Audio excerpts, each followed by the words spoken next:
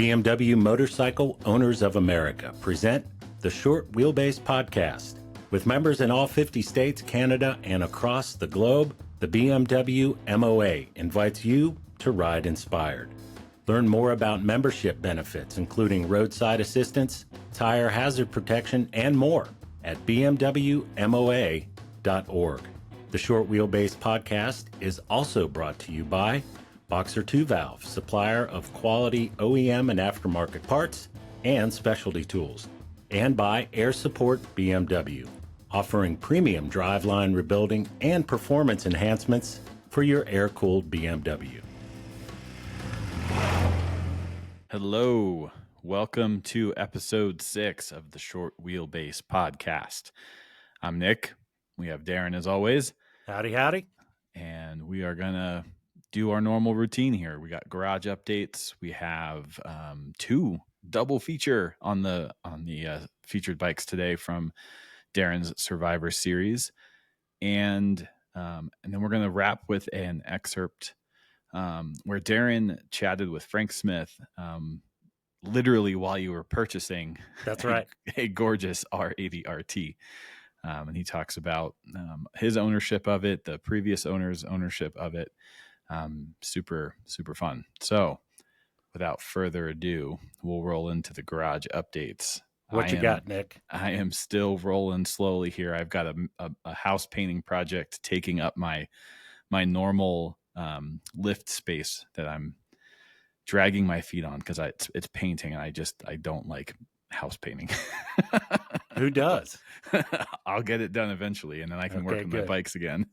But regardless, whether or not I have my lift back or not, I'm going to be doing what I call winterizing of the conversion bike. I don't really winterize my bike because in Colorado, we get random 75-degree days in January, and I want to be able to ride. So I am going to be changing the oil, checking valves, setting valves. To me, those are 2 real easy ways to help make sure that when I get the itch to ride on that nice day in January, that it's going to fire right up. Additionally, the starter on that bike has been a dog. Really? It's not, it'll start it, but it takes quite a bit. And there's been a few days where I cooked my battery trying to. Is it an old Bosch? It's an old Bosch. Yeah. Okay. I don't know if it's original to the engine that's in there, but it's been in there since the 1900s. I think the bike was converted in like early 1990s. So it's been in there since then. So yeah, there's been a couple times I live on a hill and I had to do the roll start because I had killed my battery. That's convenient though to have it. Yeah. So I've got a brand new starter sitting here ready to go. It's been on my shelf for probably 6 months at this point, but that will help it start in the cold. Is that a Vallejo? What is it? It's an Endurolast. Okay. Yep. So got that ready to go. I will say this, you're going to notice a different sound. It's going to sound different when you fire the bike up. Yeah, I replaced on my R80, I replaced an original Bosch with one of these. And yeah, it has it's a more modern sound. I don't really know how else to describe it. It's like a woo. As long as it works, that's all that matters. Yeah, exactly. And while I have it apart, since I have to take the tank off to get to all of that, I'm going to finally remember to put my real float bowls back on the carbs because I have the clear ones on there right now. And I'm going to install one of these nifty clutch, clutch pulley systems, which came from a user on ADV Rider. He makes these up. There's other options for these too. You can get them from a couple different places. But who is it that does that on Adventure Rider? Twin Headlight Ernie. That's right. Is the username. Yep. He sells a couple of other things for Airheads too, but those have been super popular, especially for those of us who are in the /5/6 and the earlier bikes. So gonna put that on there as well. So I've got a bunch of work to do. I just need to actually carve out the time to do it. Excellent. What do you've got going on? Well, so first thing is you'll notice I'm not in a solitary confinement, or I'm not being questioned at a police station. You'll notice a different background today. And the reason is, of course, sitting in my garage, it's a much cooler background with the bikes and the posters and everything like that. However, I have bad internet service where I live, and I'm not afraid to say it's because of the service provider, Yelcott. And somebody will say, Yelcott, what does that mean? And Yelcott means bad internet services is exactly what it means. So I believe they're based out of Texas. So anybody, if you're listening and you're affiliated with Yelcott, double thumbs down is what I got to say. It's been a fight ever since I moved to Arkansas. But I'm in an undisclosed location with quicker internet service, and folks might notice we don't have the delay that we've had. So we can actually have a conversation here. Yeah, it's been a bit of a struggle. I don't know if everyone has noticed that on the other end of this, but I've had to edit quite a bit to try to clean up some of those gaps and things like that. And I can already tell that editing will be much easier this week. Yes. Yes. We're actually carrying a conversation on, which is nice. So let's see. Garage updates from me. Nothing's really changed in the garage since we visited last time. The green machine is as it was. I have ordered a bunch of parts to get the forks rebuilt and replace the steering head bearing. And so I'll be working on that hopefully this weekend. What I do want to report, though, is I've got a good ride report. Nice. I took the RS to Memphis and had a visit with Leo Goff. You remember in a past episode or two back, we were talking about some big valve heads that he had refurbished for me. So he got those finished.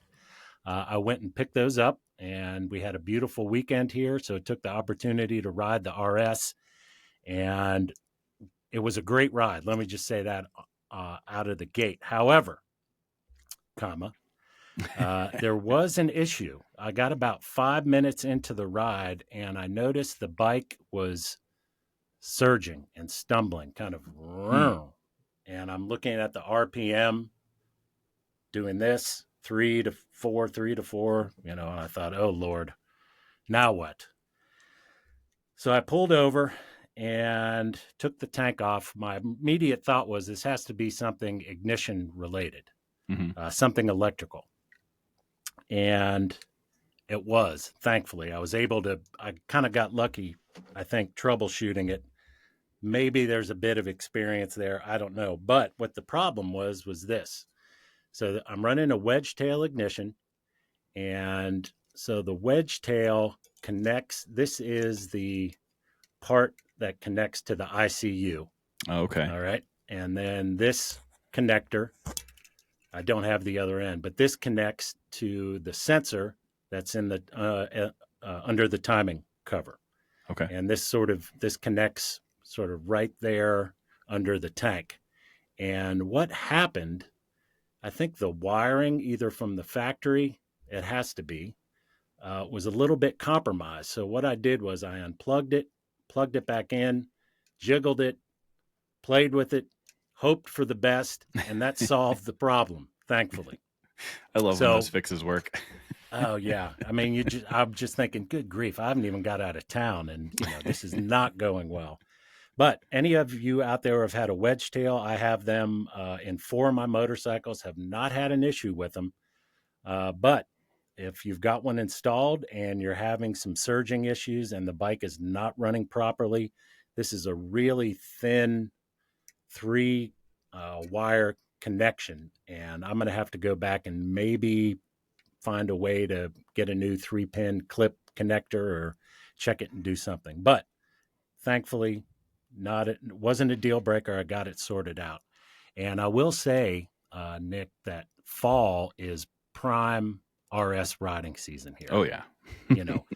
Temperature, partly cloudy skies, mid 50s. So I'm able to get the leather suit on.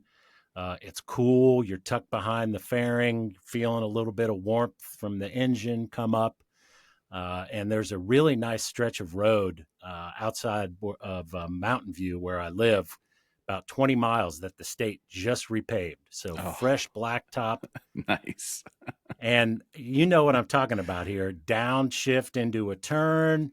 Yep. get into it, get a handful of throttle coming out. Man, it was great. So I had a Yeah. really good ride, and I did record a session with Leo. Great. So probably the next episode or two, we'll get an update on those heads he repaired for me.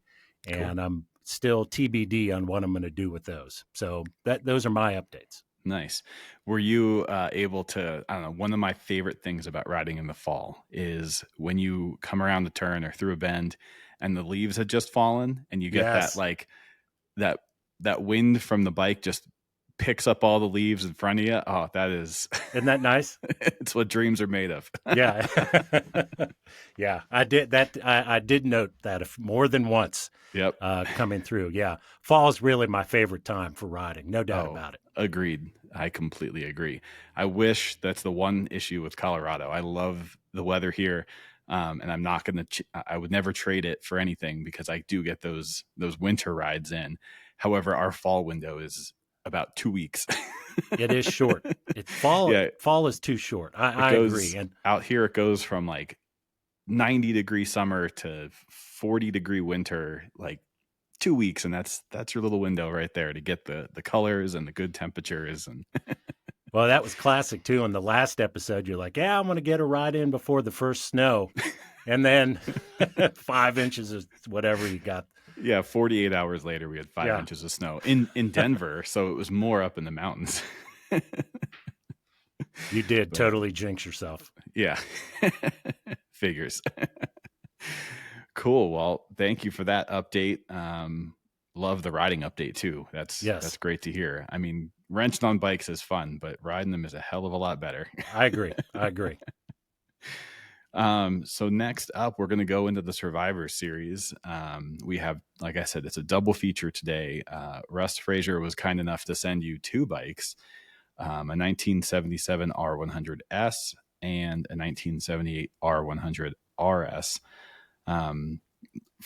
Russ actually lives out here in Colorado. So I had the privilege and honor, I guess, to see this gold R100RS that we're going to start throwing some pictures up of. He's actually who I bought my R90/6 basket case project from. Okay. He was gonna build that bike up, and I think he just wanted to move on from it, move on to his other bikes. And he's got a beautiful car in the garage too, and he's got plenty of fun stuff to deal with. So he was kind enough to unload that on me. And while I was picking it up, I got to see the gold bike. And then a few months later, I had my tech day. It was back in June, and he rode the 77 R100S to the tech day, just to show off that bike, since I didn't get the chance to see it in his garage the first time. And I'm going to try to throw in a little video here. If viewers, if you're seeing a video, that's what I'm talking about of my tech day. I need to edit it, and it's shot vertically for Instagram. So I don't know if I'm going to make this work. I hope it works. Yeah. And Russ's bike, it's the red. I think there are 2 red S's there. As a matter of fact, I believe his is the one with the tank bag on it. Yes. Or the tank cover. Yep. His is all geared up in the video. There's, bags, and I think his jacket's draped over it. But if I get that in there, I'll point everything out to you guys so you can see it. But let's start with the 78. Sure. And let me first say, of course, Russ, I mean, he is right in my wheelhouse because I have both of those bikes. Yeah. So I think the amazing thing about it first is, and again, speaking of both these right now, but he is the original owner of both bikes. He purchased those new from, what was the dealer out there? The guy, Clem. Oh, yeah. Oh, man. BMW of Denver. Yep. Clem, and I can't think of his last name. It's escaping me, but yeah, yes. BMW of Denver. That's right. So he purchased those bikes brand new. And the gold RS, I asked him about this, and there's some text to this as well on the 247 website. I did a little questionnaire with him, but essentially I asked him, I said, he said it was a leftover bike. And I said, well, was there a discount? And what were your feelings about the color? And I guess at the time when he purchased it, he wasn't crazy about the color, and there were no discounts with that bike because it was kind of a leftover. But he purchased it new. And then I guess like a lot of guys, we've talked about this, he had a young child and basically parked the bike for 15 years. Yeah. Which, gosh, that's got to be hard to do. I couldn't do it. Yeah. That's why I sold mine. yeah, exactly. So kudos to you, Russ, for hanging on to it through all that and letting your son grow up.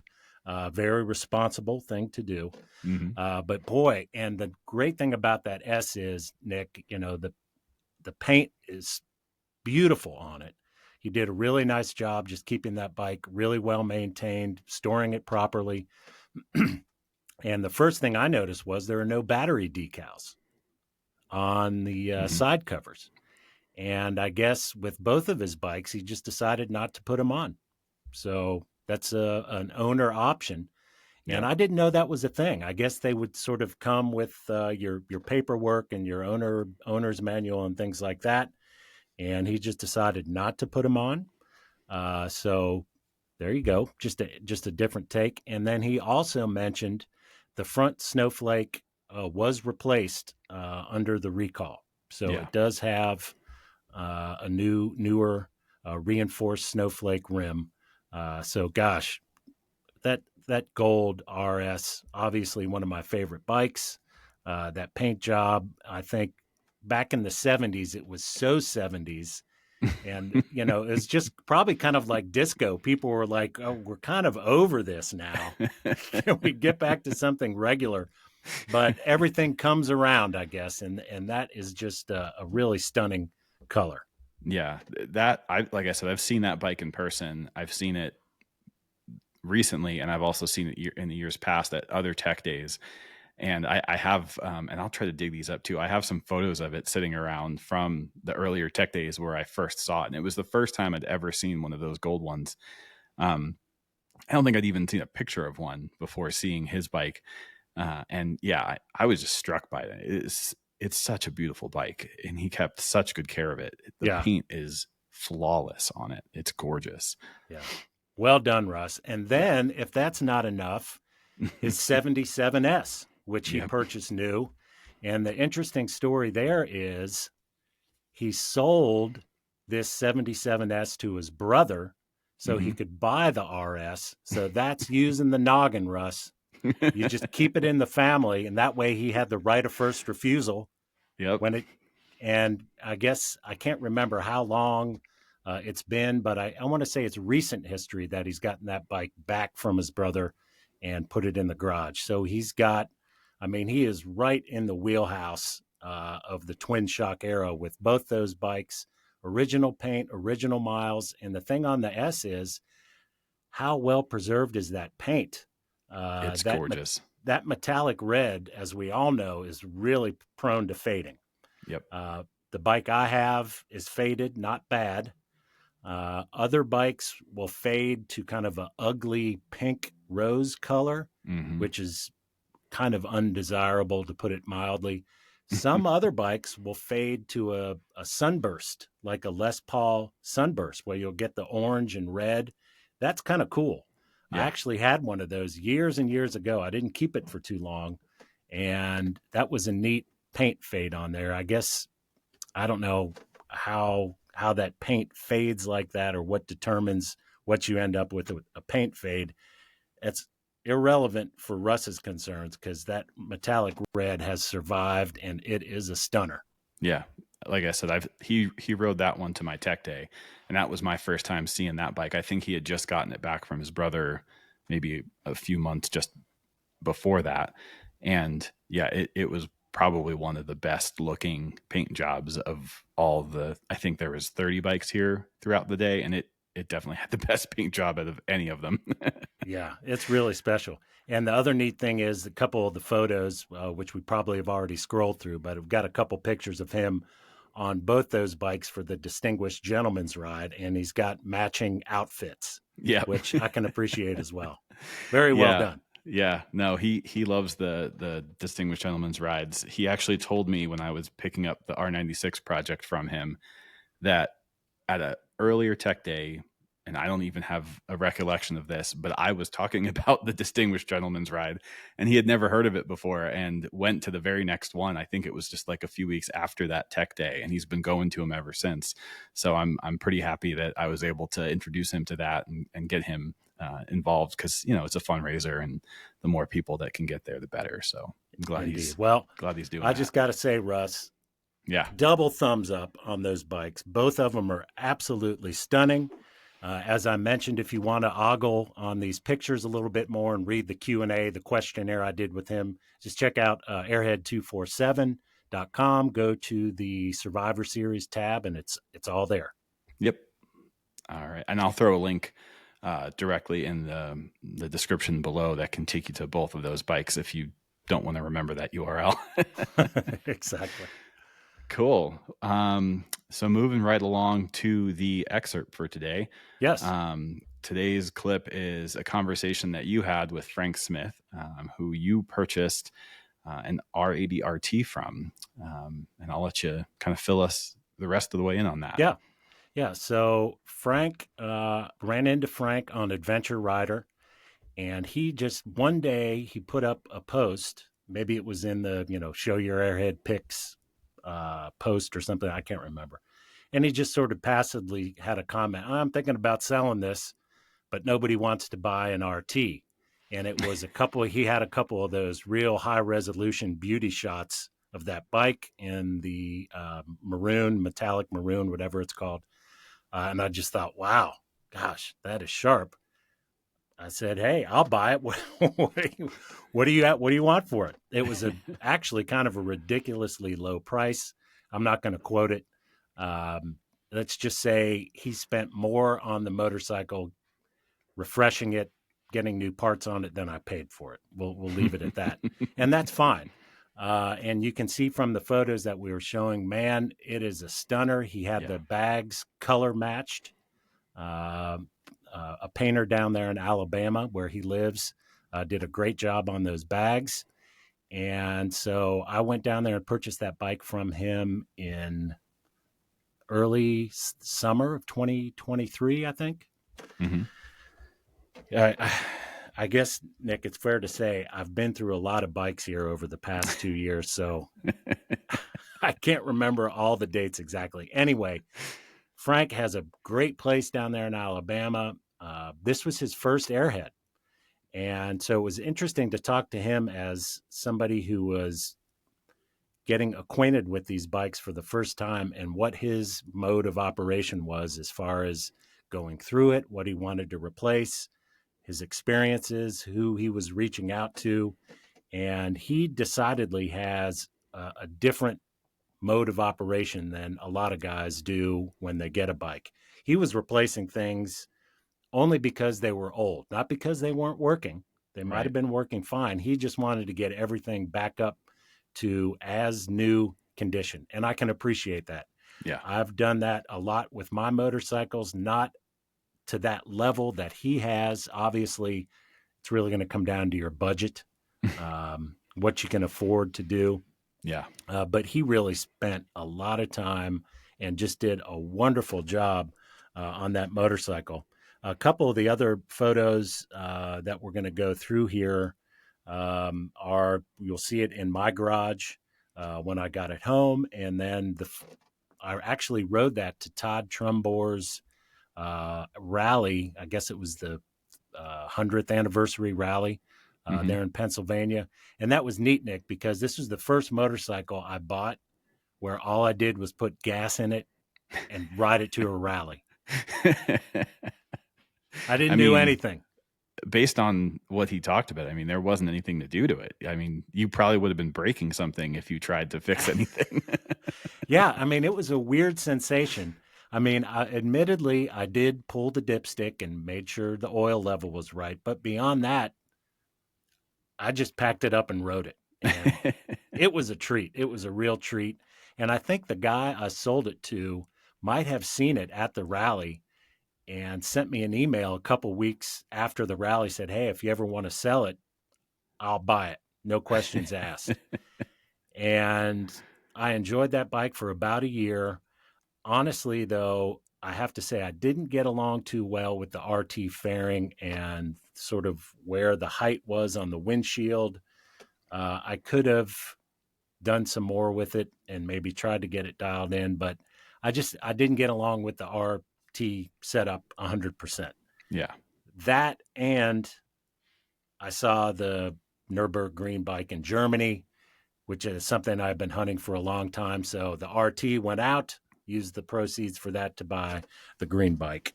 And it went to Virginia somewhere. And hopefully the new owner's enjoying it just as much as I did. Yeah.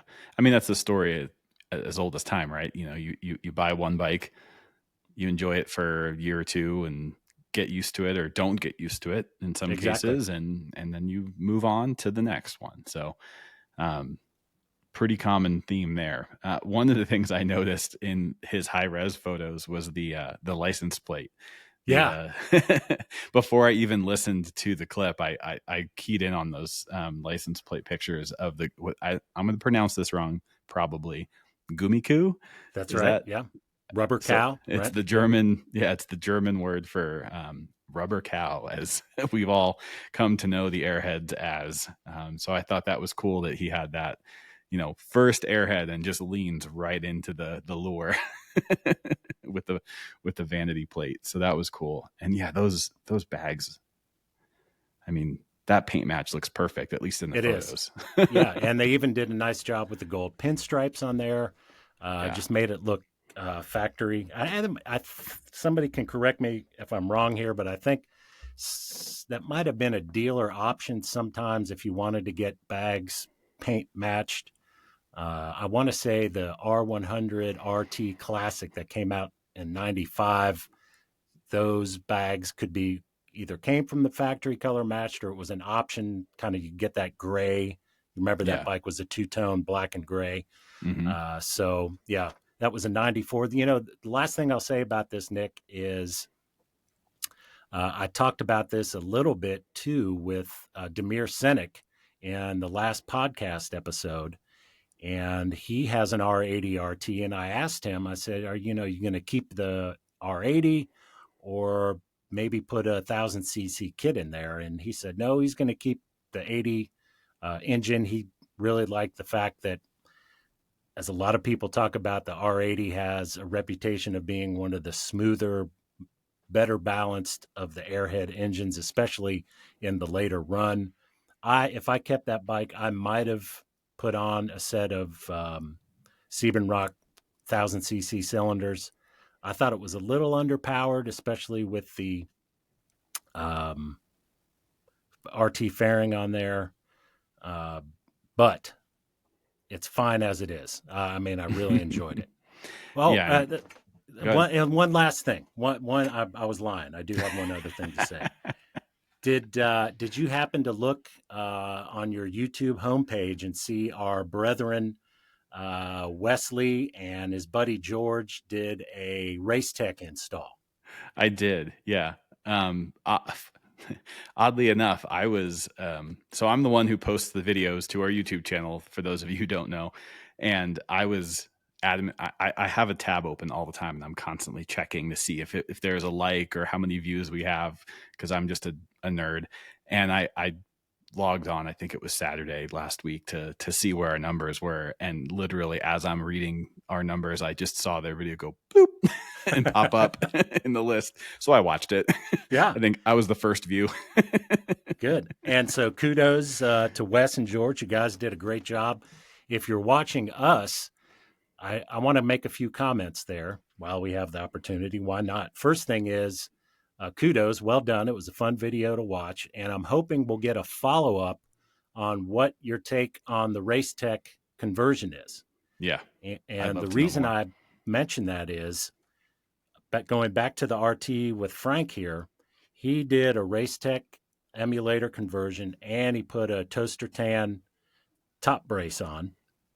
And on the RT, Nick, it was sublime.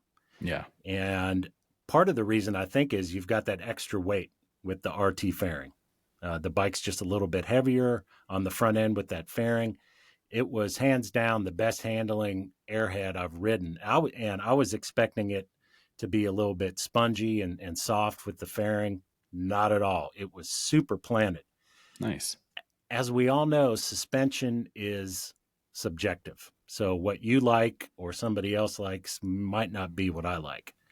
And so the reason I bring this up, and I think it's germane to our discussion here and what Wesley and George did, was the last episode on the regular podcast with Demir Senik, he put Racetech emulators in a /7. Didn't get along with it. It was too stiff for his liking. Yeah. So we'll be interested to hear what Wes and George think. And as I said, guys, if you're watching, we need updates. Yeah, let us know. Comment, reach out to us, whatever you need to do. Follow-up video will be fine too. We're curious to hear how it rides for you and what your take on it is. Yeah, I'd love to know as well. Cool. Well, thanks for introing Frank's bike. Well, your bike. I'm not sure how we want to refer to this anymore, but that's really all we have for today. So like I mentioned earlier, I'll throw links in the description below for anything that we discussed that there's a link for. Please don't forget to like and subscribe. Watch some of the other great Airhead content that the MOA is putting out. We got a lot of great stuff to watch, and it's a great time to be an Airhead lover. So for now, we'll just roll right into this chat that you had. See you, everyone.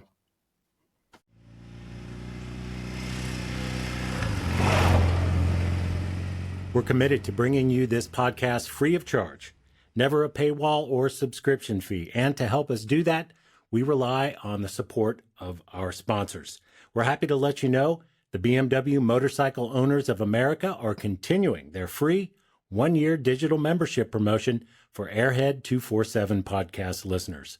The only caveat here to qualify for this offer is that you are either new to the MOA or have not experienced the MOA as a member in the last 3 years.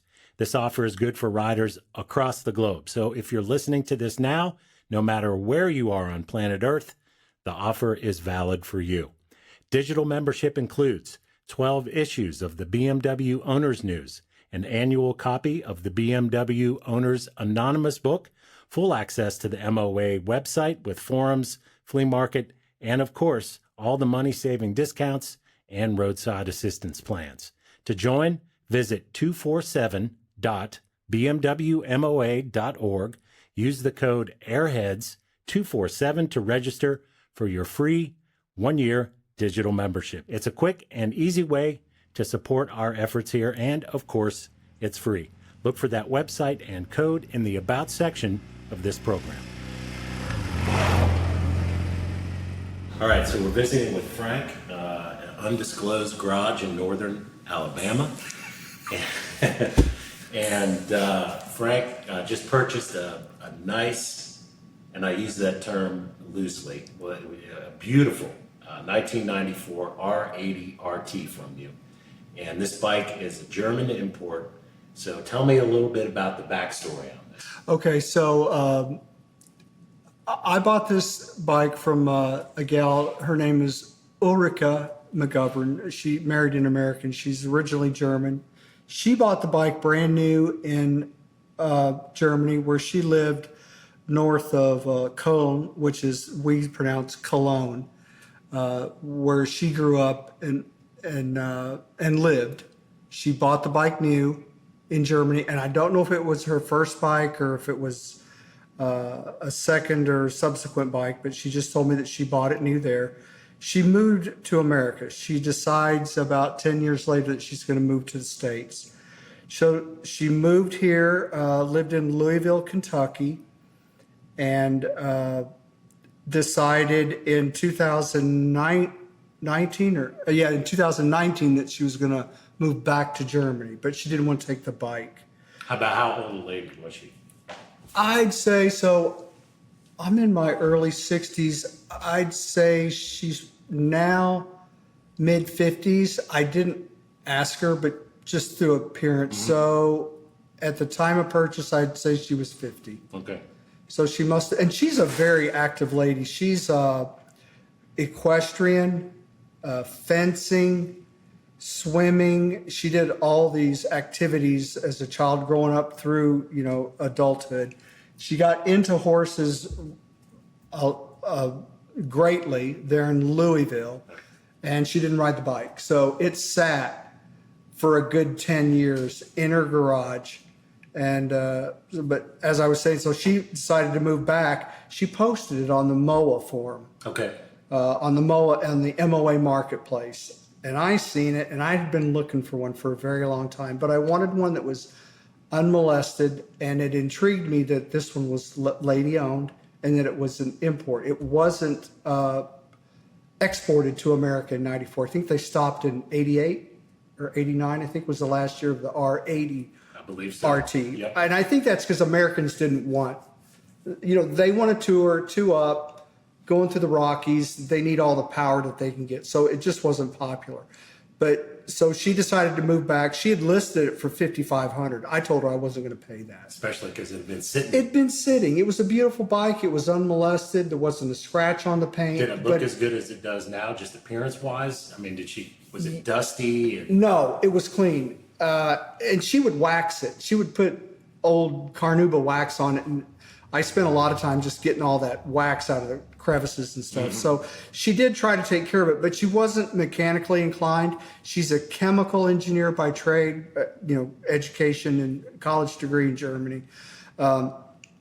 So she would have problems with it and just take it into BMW shops or Harley shops there in Louisville area and just get the bike serviced. And those kids would do the best that they could.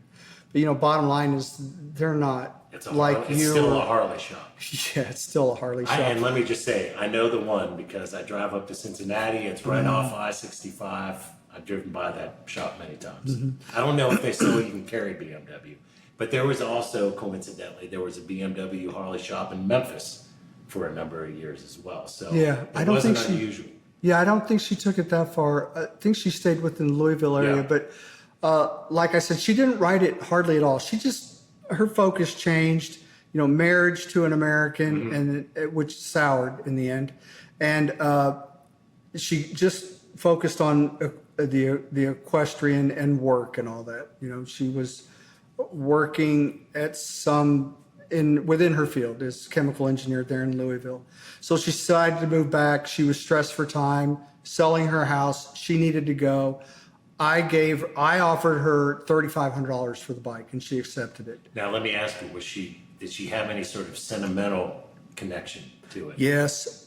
She said a lot of fellas had asked her to buy it, and they told her their intentions were to chop it down to cafe. She wouldn't sell it to them. And she was that stressed to sell it, but she wouldn't sell it to them. And she made me promise her that I wasn't going to do that. And I stayed in touch. I'm still with her on WhatsApp and email. And every time I'm working on the bike, I send her pictures, and she's really happy about that. She bought another bike in Germany. So she's got an R9T. R9T. Yes, yeah. Good for her. She bought a brand new one. She got remarried. She married a German guy. And she's got him into riding. He didn't come up riding. So he's got an F900 GT, I think, or something like that. One of the German bikes. Yeah. But she was very sentimentally attached to this bike. There are some stickers and stuff that I'm not giving to the buyer. They're sentimental to her. They're pictures of places that she had been. They were on the original side cases before I had them painted. I saw some of Venlo and the Swiss Alps. She took the bike all over Europe. I saw some of those in some of the early photos in Europe. Yep. My painter, the paint shop, Tom Henderson Oneonta, he was able to get a few of those off in one piece. I'm sending them back to her, along with her SO Tiger, just some little sentimental things, because I know that she was connected to the bike. Yeah. And like I said, we're still in touch. I just told her I'm selling the bike. Well, it's going to a good home. Yeah, that's, and that's why, Darren, we just talked, it was casual conversation at first, and it turned into, like we said outside, you'll be here in 2 weeks, and I'm fine with it. And like I told you, I wasn't going to try to get bat pricing out of the bike, though I think I could have. I agree. I actually think I could have, but it's like me with all these bikes that I've owned. I've been through so many in the last 10 years. I tend to get a bit obsessive and compulsive. I tend to attack things that I think will make the bike ride better without changing the cosmetic appearance. And that's what I like to do, just get the bike running top-notch, top condition, being a mechanic by trade. And then I just tend to grow weary and want to move on. So I end up flipping them at a loss and I just cut it and go. One of the great things about owning a classic 247 is taking pride in maintaining and repairing the motorcycle yourself. For some of us, yours truly included, there are some jobs that are better left to specialists. For me, transmission repair, that is one of those jobs. Airhead transmissions, they're mostly robust until they're not. Then, eventually, they're going to need some attention. That's where George Thomas and Air Support BMW come in. From repairing broken shift dogs, pawl springs, or adding a circlip, Air Support BMW knows how to repair your transmission and get it right the first time. Maybe you want to add a shorter first gear and taller fifth to your GS, or updating the shift kit on an older model to an improved later setup. George and Air Support BMW has got you covered. To get a quote on transmission repair or any other mail-in driveline repair, check in with George at airsupportbmw.com.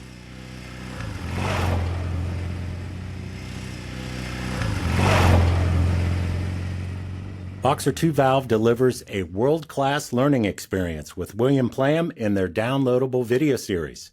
Get tips and tricks from William's 40-plus years of motorcycle experience in a format you own, commercial-free, with access anywhere, anytime. Each video contains content that's applicable to mechanics of any level, whether you're just starting out or have some experience with the spanners. You'll be able to take away some valuable information to assist you in your project. I know I've mentioned this before, but when I reconditioned my R90S a few years back, I had these videos on my laptop on the workbench. I watched each service sequence before digging into the job. These videos gave me the confidence and assistance I needed to get the 90S back into shape and back on the road.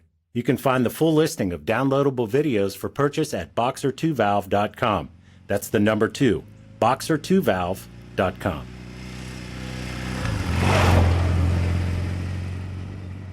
Before we talk about the modifications and things, so you guys agreed to a price. As you mentioned, you did have some sentimental attachment to the bike, and I think I remember you telling me you actually rode it back here to Alabama. Yeah, so... Were you a little weary about that? Yeah, one thing I did was I hadn't ridden a carbureted bike since I was a kid. And so I twisted the throttle on this motorcycle just out of stupidity, not thinking, oh, it's carbureted. If I twist it, and she got on to me. She said, "What? Don't ever do that again." And she had trouble starting it, but she did get started, and it ran okay. It wasn't. It's not a points bike. It has electronic ignition, but it's still, the bean can is a problem area. But the bike ran okay. The tires were brand new, still had the little nubs on all the treads, but they were date coded 10 years old. Yeah, there's nothing you can do about that. I just inflated them and rode it. So I rode it from Louisville here to the Huntsville area. Did you put a new battery in it? Nope.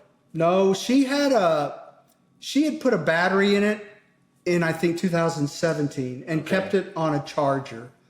And she said she paid a lot for the battery. It was some special battery. It's just what they sell at BMW. Yeah. And I think they it's just an X-side probably. Yeah, and they just overcharged her. But they told her it was a very special battery. But the battery was good. The motorcycle got me home. Well, I'm curious. But so, what was your pre-ride check aside? So you look at the tire pressure, and this being my first Airhead. Yeah. I'd never owned an Airhead. So I didn't know what to expect. Yeah. The carbs needed to be synced. There was a lot of vibration in the bars, but I thought, well, it's just an old motorcycle. Yeah. So I didn't really know what to expect. I just checked tire pressure, oil level. I checked the lights, make sure everything was operational. She showed me how to start it, and off I went. Wow. And so some of that was interstate travel right out of the gate, wasn't it? I don't think we did. I don't remember the route, but I know that it was 4-lane divided highway, but I don't believe it was interstate. So you took mostly back roads? Yeah. Did you have a support vehicle, or did you? Yeah, Lori was with me. Yeah, my wife went up with me, and then I followed her back. So you could have put it in a trailer or a truck. Yeah, or got some kind of assistance, because I had my cell phone with me, and if I would have broke, she would have freaked out and said, "Where are you?" And so what were your initial impressions of the ride? it was great.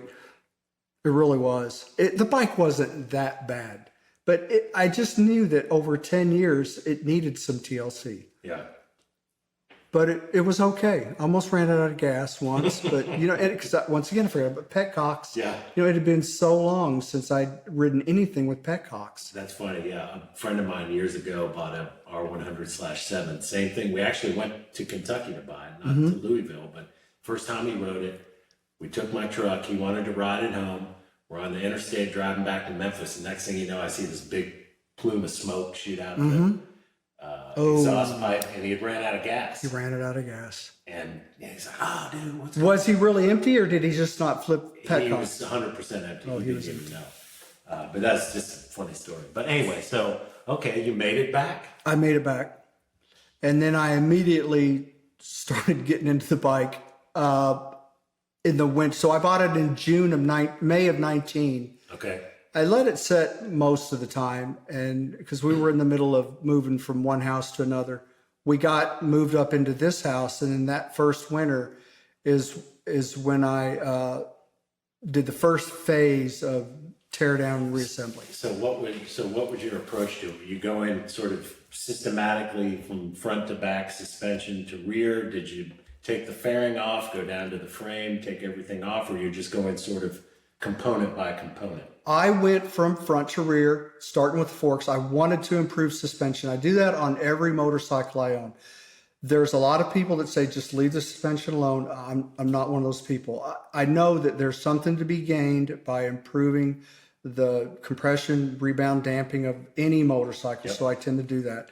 So I took the forks off. This being my first Airhead, I didn't have a support group local to me to educate me. We don't have tech days around here. There's nothing. So I took the forks off. I sent them to Ted Porter. I said, just rebuild them, refresh the oil, do what you can to make them better. And he said, hey, I got an idea. They make Wilbur's makes progressive springs. That will improve the suspension. So I sent them off to him, removed the forks, sent them off to him. He sent them back, and I got the bike reassembled, suspension wise. And it was somewhat better, but I still wasn't happy with it. I've used those before. It's marginal. You can notice it. It's better, but it's not as good as it can be. Right. And, Ted doesn't, he didn't recommend anything else at the time. He said, it's an Airhead. Yeah. It's about as good as it's going to get. And I think some of that may also be because he's not a race tech. A dealer. I don't think they use outside shops like that. It's race tech or nothing. And he didn't recommend it, but I didn't find out about that till years later.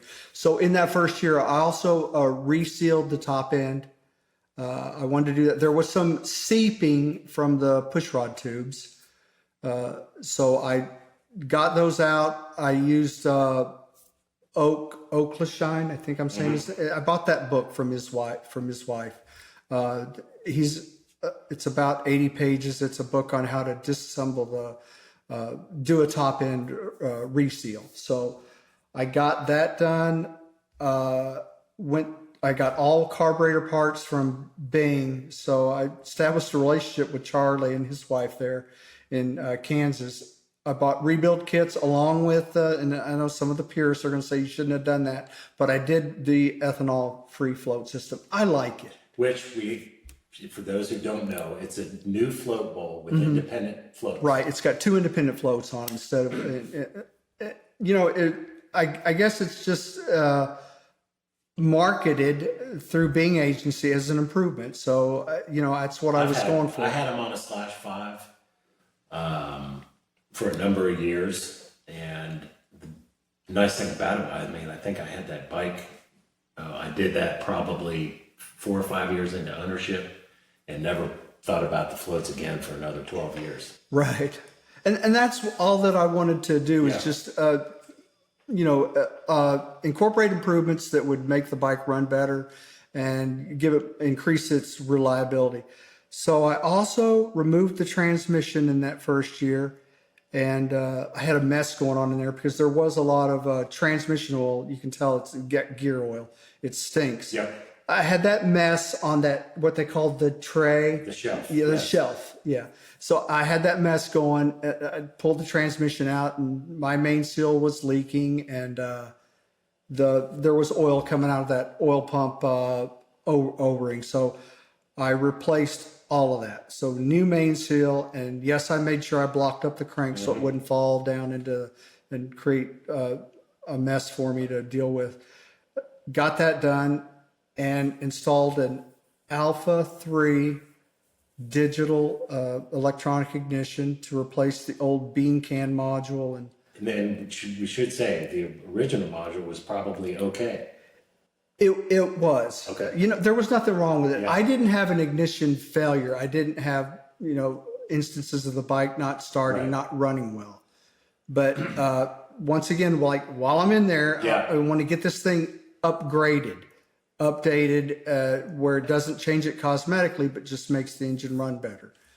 The Alpha 3 lasted about a year. And then I was having problems setting timing.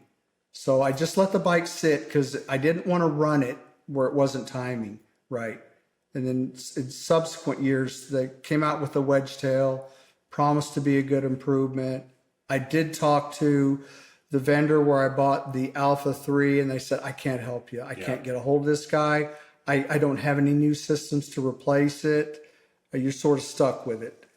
So once the wedge tail came out, I did swap it all out, ICU and that bean can module, and got those. And now the bike is perfect.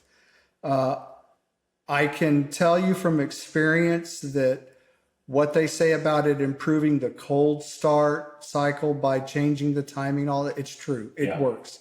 I immediately noticed that the bike was easier to start when cold, especially at low temperature, like in the 40s and 50s, when you're going for a winter ride, it just ran better. Also changed the starter just because, people say, why do you do things to something that's not broke? And I say, because it's 30 years old. There was a guy on the forum who said, I just was talking about, hey, I just got this bike and now I'm going to rebuild the carbs. And he's like, why are you doing that? And he's one of the seasoned guys on ADV. He said, why? And I said, because they're 30 years old. And I don't know if anybody had ever been inside this carburetor. And sure enough, those tiny O-rings that are on the butterfly shaft, they were hard they were brittle. I mean, I'd take a little pick and try to pull them off and they would just break. And I thought, see, this is why I did this. Yeah. So, all those things helped. I did that, and I put in the alcohol-free floats. I sent the transmission to Anton Largadier up there in Charlottesville, and he cut the groove for the circlip, refreshed everything. I think he said a couple I don't know if he said a gear or all of the bearings. I think he said one gear had some slight wear to it, so he replaced that, but he did all the bearings and refreshed it, changed that. What's the sensor on the shelf? That's the neutral. The neutral switch. Yeah, he changed the neutral switch because he said it was leaking as well. So, let me jump in and backtrack. Talking about the carburetors, and I had on an episode of the podcast, William Plam at Boxer 2 Valve. He's a frequent guest, and one thing we talked about was, and this speaks to sort of your approach to refreshing and maintenance. And some people will say, yeah, maybe it's a little much, but William's point was, and this made a lot of sense, is you can probably run those carburetors with a dry O-ring on the butterfly shaft. You're not going to notice it. It's not like there's going to be a big air leak, but it's the small incremental things that add up to poor performance. Those little things, that by itself isn't a problem necessarily, but you go through the carburetor, replace the other parts, things that have been there for 30 years old. Those small incremental parts and upgrades, changes, modifications, whatever, add up to get the bike to optimum performance. I'm assuming that's sort of your thought there. Well, that's my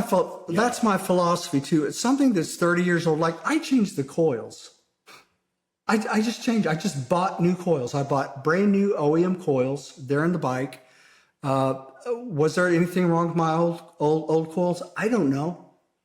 You know, maybe their spark, maybe they were creating a bit of a weaker spark, but you get that, and then you get butterfly shaft O-rings that are dry and brittle, float bowls that are not precisely set, you know, at the where they're supposed to be, and these things all add up. And my plan was to take this bike on a long distance venture, but plans changed. So I've decided to use a later model machine to do that, just because the Airhead.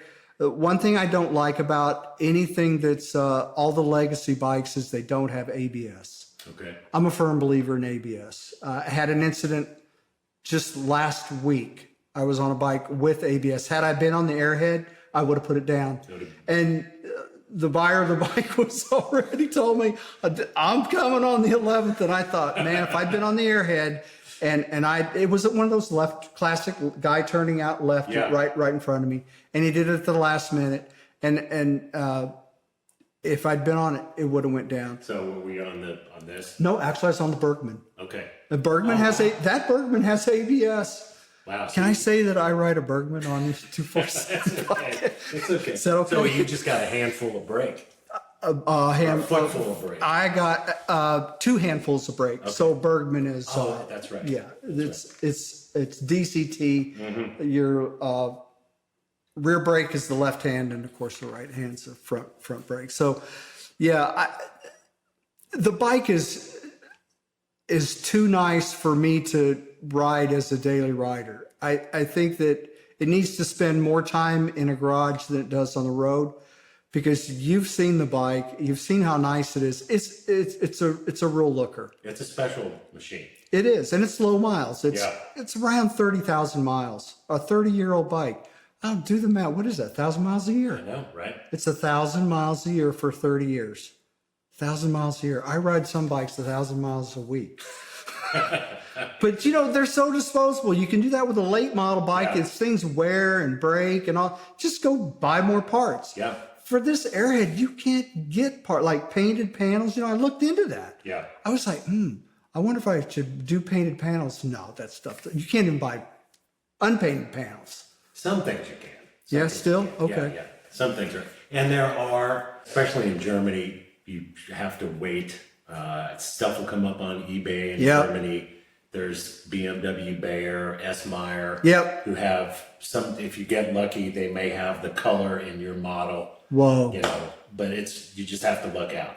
Yeah, see, and I could have asked Uli, the previous owner, you know, for help doing that, but I didn't want to bother her. She was traveling a lot. She's had a pretty hectic past 3 years since she moved back. She's went back to work, and they've got her flying back and forth every week to distant cities within Europe, and then only being home for the weekend. So I didn't want to bog her down with any of that. So front suspension, rear suspension, you went with a Wheelbase. Yeah, 631, I think they call it. Which is, I don't want to say it's the budget model, but it's not the super cheap. It's not the super high. Yeah, it doesn't have external reservoir and all that, but it's a good shock. You can adjust damping and compression.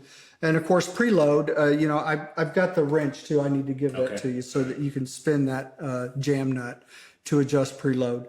But yeah, it's a great shock. And, you know, it made a difference. So, but let me back up. So I was not happy with that progressive spring and that fork. So last year, Brooke Reams did a video on him doing Racetech emulators in an older model Airhead, but I was able to follow his advice along with a fellow named Matt Wiley, who's the legacy guy. All he does is the old stuff for Racetech. Okay. He's really good, and he knows Airheads.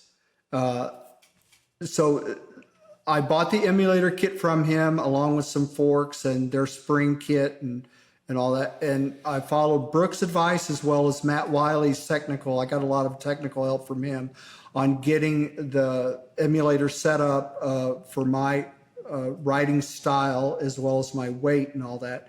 And I've been thoroughly happy with it. And you've got the toaster tan top brace. Yes, I did a toaster tan top brace. I have to say that is probably the sort of icing on the cake of all that suspension work you did, because you could do the Racetech emulators, you can put a nice Wilbur shock on the rear, but you still have the flimsy stamp. You still got that flimsy, yeah. You don't have the rigidity like a modern suspension. You look at all of the new bikes, they've all got billet triple trees. Nothing is stamped steel anymore because there's too much flexing and bending with that. So we went out for a ride, and now I'm used to driving older twin shock Airheads, so mid-70s. The more modern one I currently own right now is just an 81 R80 GS, and I did a front end swap on that. So it has the later model GS 88 to 90 front end, which is a huge improvement. Oh, really? Over the stock one that was on it in 1981. And I've talked about it a lot, and it's a common modification, but the nice thing about it is it's literally a bolt-on proposition. Mm-hmm. So it had the same headlight nacelles, same way to mount the gauges on the turn signal bracket area. The only thing was I had to get a different front wheel. Now I could have done some altering of the old 81 wheel with the bearing carrier and maybe, an axle, but that was just too, plus that still had the old bearing style where you had to do all the preload measurement and all that kind of stuff. Anyway, whole point being, so I'm used to the rubber cow, right? Gumiku, that's what I had advantage. I'm used to it. We got on this bike and rode it for about 30 minutes at dusk, and it was amazing, the suspension on it. Very firm, but not stiff, if that makes sense. No flex, hardly any dive, when there is a bit of front brake dive, but not what I'm used to. Right. Let's put it that way. Very refined, very confidence inspiring on an Airhead. I mean, we're looking at your 2019 1200 RT here. Yeah. That's a whole different game. But for that era bike, that's about as good as you can get that from suspension. I think it is too. I was really happy with it. It just brought the front end to life for me, the way that it does on, not to par with the other bikes that I have. I've got a 2016 GS and a Husqvarna dirt bike, and then this late model RT. It's not one of those, but it is a lot better than it was. Yeah. And Matt Wiley at Racetech told me, he said, we did not solve the problem with with nosedive. It's still going to do it, but we've greatly mitigated it. Yeah, it's not going to dive like the stock ones do. And so there's a lot of other things that I did to this bike. Cat dash lighting, like I said, the wedge tail system, went through the carburetors, front wheel bearings, because I wanted to just make sure that those were good. I didn't do anything with the final drive. The final drive was good. Anton gave me some advice on how to check for play, and I did that. And along with his advice about, well, how many miles are on the bike? And I told him, he said, leave it be. Yeah. He said, if your wheel is not, if you don't feel any play in it, it's fine. And you don't hear it. He said, do you hear whining from the final drive? I said, no. And he said, just leave it be. That's about the extent of it. Well, and we should say the header pipe and collector box. Yeah. Yeah, so I got that from Boxerworks. I think it's called Boxerworks. They're in the UK. Yeah. I searched forever for a side stand solution for this bike because it's a later model Airhead. I wanted the Browns. They said everybody gets the Browns. Well, I called Ted Porter. I said, yeah, I want one of these brown side stands. He said, what year's the bike? I said, it's a 94. He said, it won't work. He said they made some subtle frame changes down there in the later model 247s at the end, towards the end of the run, and it won't work. He would not sell me one. Well, Frank, I'm really glad we got to connect and talk about the bike. The interview and visiting with you is just as fun as for me as buying it and enjoying it. And I'll be anxious to see. We'll stay in touch. I'm going to be anxious to see what other Airhead comes back in your garage, and we'll revisit then and see. There'll be one someday, but I'm just waiting for the right one. And I like I said, I want something that's unmolested, was probably owned by a novice type of person who didn't really tinker with it. You want something you can dig into. Yeah, I just want to dig into it, knowing it hasn't been dug into. Mm-hmm. That when I open it up, it's all I see is the way that it was assembled at the factory. I understand. So I don't have to wonder, what did this guy do to this thing? Yeah. And I tried to follow every printed written procedure because, like I said, it was my first Airhead. Yeah. I got a lot of advice and did a lot of reading before I would dig into something. No. So that, because I didn't want to screw it up. Thanks for joining us on the Short Wheelbase podcast, presented by the BMW Motorcycle Owners of America. To join the club, visit bmwmoa.org.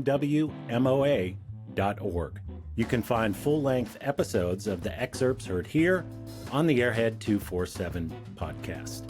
The Short Wheelbase podcast is produced and edited by Nick Malozzi. Audio segments by Jeff Glover. You can check in with Nick at Airhead Misfits on Instagram.